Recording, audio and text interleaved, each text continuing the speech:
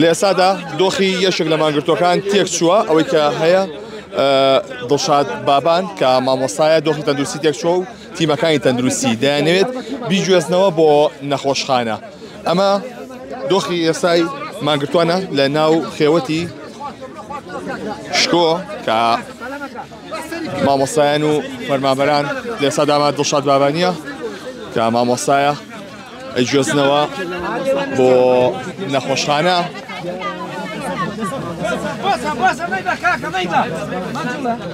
دۆخی بەهۆی ئەوەی کە بەیانی ئەمڕۆ بڕیارەندا مانگرتوەکان کە چارەسەر پزیشکەکان بوەستێنن، بەڵام لە ئێوارەیە بڕیاریاندا کە ئەو بڕیارە پیادا بچنەوە و جای دیکە چارەسەرەوەگرن، بەڵام لە ئێستادا مامۆستا دڵشاد بابانی دۆخی تەندروستی تێک چووە، لە ئێستادا ڕەوانی نەخۆشخانە کرا و دۆخی تەندروستی ناجێگیرە. ئەمە بەهۆی ئەوەی کە ئەمڕۆ 11 ڕۆژە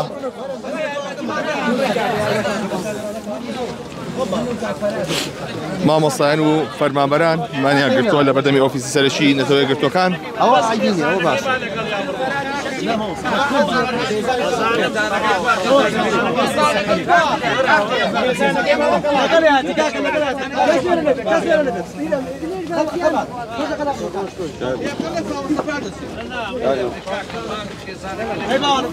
لە ئێستادا ئەمە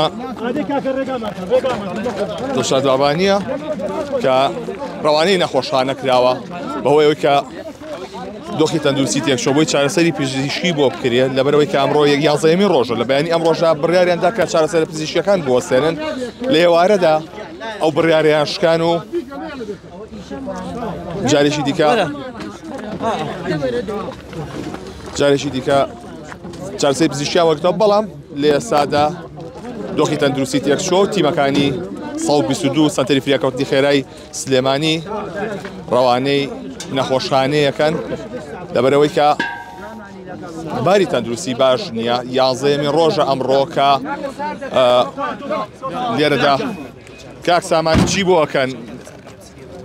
ڕەوانی نەخۆشخانە کراوە ئێستا بزانین لێ پشکنینی بۆ کرێ ئەو کاتە بمان دەرکەوێتەوە.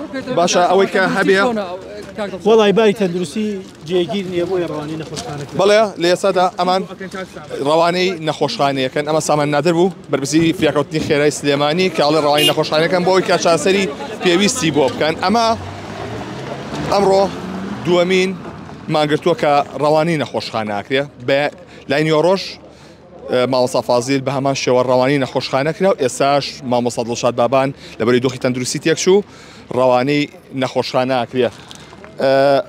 تیمەکان ئێستا مامۆستا دڵشاد بابانیان ڕەوانەی نەخۆشخانەی شار کرد لە شاری سلێمانی بۆی چارەسەری پێویستی بۆ بکرێ. ئەمڕۆ ئەمە دووەمین مامۆستایە.